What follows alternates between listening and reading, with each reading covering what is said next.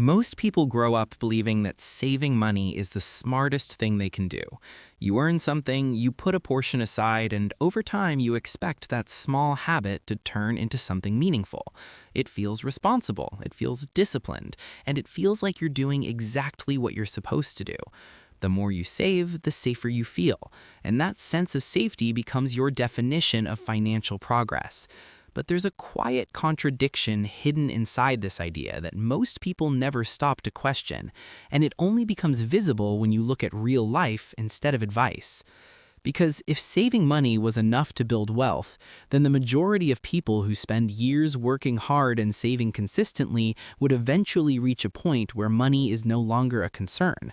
They wouldn't feel pressure every month, they wouldn't worry about unexpected expenses, and they wouldn't feel like they are constantly trying to keep up. But that's not what actually happens. Instead, you see people who have been saving for years still feeling financially stuck, still dependent on their next paycheck, and still unsure about their future. That gap between expectation and reality is where the real question begins. To understand why this happens, you have to look at what saving actually does in a modern system. Saving is not a growth mechanism, it's a protection mechanism. When you save money, you are not increasing its value, you are simply preventing it from being spent. It's like putting something in storage. It remains there, unchanged, waiting to be used later. That works well in the short term because it gives you a sense of control and security, but over time, that stillness becomes a limitation. The world around your money doesn't stay still, and that's where the imbalance starts to appear. Prices don't remain the same. Rent slowly increases, food becomes more expensive, services cost more, and opportunities that once felt accessible begin to move further out of reach. This shift doesn't happen all at once, which is why it's easy to ignore. It happens gradually, quietly, almost invisibly. But over the years, that small change compounds into something significant. The same amount of money that once felt comfortable begins to feel insufficient, and the savings that once felt strong start to feel fragile. This is what inflation really looks like in everyday life, not as a theory, but as a slow reduction in what your money can actually do for you. The problem is that saving does not respond to that change. Your savings might grow in numbers, but their real-world power can shrink at the same time. So even when you are doing everything right, even when you are consistent and disciplined, the system itself is working in a way that makes it harder for you to move forward. That's why saving alone often feels like progress in the moment, but leads to stagnation over time. What makes this even more complex is that saving is constantly reinforced as the main strategy for financial success. From a young age, you are taught to be careful, to avoid risk, to protect what you have, and to think long term. All of that sounds logical, and in many ways it is, but it also builds a very specific mindset. It trains you to focus on preservation instead of expansion. You become more concerned with not losing money than with growing it, and over time, that mindset becomes automatic. You don't even question it because it feels responsible. But wealth is rarely built from protection alone. It is built from growth, and growth requires movement. It requires your money to be used in ways that create more value over time. That doesn't mean taking reckless risks or making impulsive decisions, but it does mean accepting that keeping money completely still comes with its own hidden cost. When your entire financial approach is based on safety, you unintentionally limit your ability to expand beyond your current position. This is why two people with similar incomes can end up in completely different financial situations. One person focuses only on saving, keeping everything secure but static. The other person saves as well, but also looks for ways to grow what they have. They invest in skills, they explore opportunities, they build systems that can generate value over time. The difference is not just in what they do, but in how they think. One approach is defensive, the other is proactive, and over time, that difference becomes massive. The system most people live in tends to reward stability and consistency.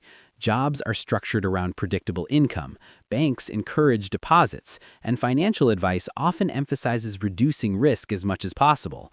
All of this creates a stable environment, but it also creates a cycle where most people remain in the same position for years. They are not losing, but they are not truly progressing either. They are maintaining, and maintaining can feel like moving forward when nothing dramatic is going wrong. But eventually, maintaining stops being enough. The cost of living continues to rise, expectations increase, and the gap between income and desired lifestyle becomes more noticeable. At that point, saving more often feels like the only solution. But saving more within the same system doesn't change the structure itself. It just makes the same system slightly more comfortable. This is where a shift in perspective becomes necessary. Instead of seeing saving as the final goal, it has to be seen as the foundation. It's something that supports you, not something that defines your entire strategy. Once that foundation is in place, the next step is to think about growth, not in a dramatic or unrealistic way, but in a gradual and intentional way. That shift begins with a simple question. Instead of asking how much you can save, you start asking how your money can work for you. You begin to look at your financial decisions differently. You become more aware of where your money is going and whether it is creating any value beyond the present moment. You start exploring ideas that once felt uncertain, not because you want to take unnecessary risks, but because you understand that avoiding all risk comes with its own consequences. Growth introduces uncertainty, and that uncertainty is what most people try to avoid. The system you are used to provides predictability, and predictability feels safe. You know what to expect, you know what your routine looks like, and you know how your money behaves. But growth does not operate within that level of certainty. It requires patience, learning, and a willingness to step into something that is not fully guaranteed. The important thing to understand is that avoiding uncertainty does not eliminate risk. It simply changes the form of risk you are facing. Instead of dealing with short-term unpredictability, you end up dealing with long-term stagnation. And over time, stagnation can limit your options just as much as failure can. If nothing is growing, nothing is changing. And if nothing is changing, your position remains fixed while everything around you continues to move. This is why financial progress is not just about discipline, but about direction. Working harder, saving more, and being consistent will only take you so far if the system you are operating in does not allow for growth. At some point, you have to introduce a different element into your strategy, something that has the potential to expand over time instead of staying the same. That is where the concept of leverage becomes important. Leverage is what allows your money to grow beyond your direct effort. It is what turns limited resources into something that can scale. It is what separates income that depends on your time from income that can exist independently of it. This does not happen overnight, and it does not happen without effort, but it does change the trajectory of your financial life in a way that saving alone never can. As this understanding starts to develop, your relationship with money begins to change. You no longer see it as something that should only be protected. You start to see it as something that can be used to create more. You become more intentional with how you allocate it, more aware of the opportunities around you, and more willing to think beyond the patterns you have been following. This does not mean abandoning stability or ignoring the importance of saving. It means expanding your approach. It means recognizing that saving is only one part of a larger system, and that without growth, that system remains incomplete.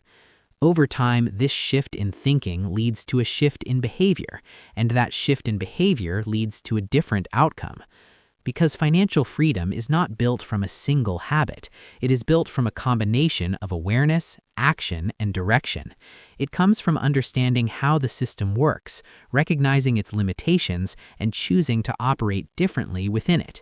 It comes from moving beyond the idea that safety alone is enough and accepting that growth is a necessary part of the process.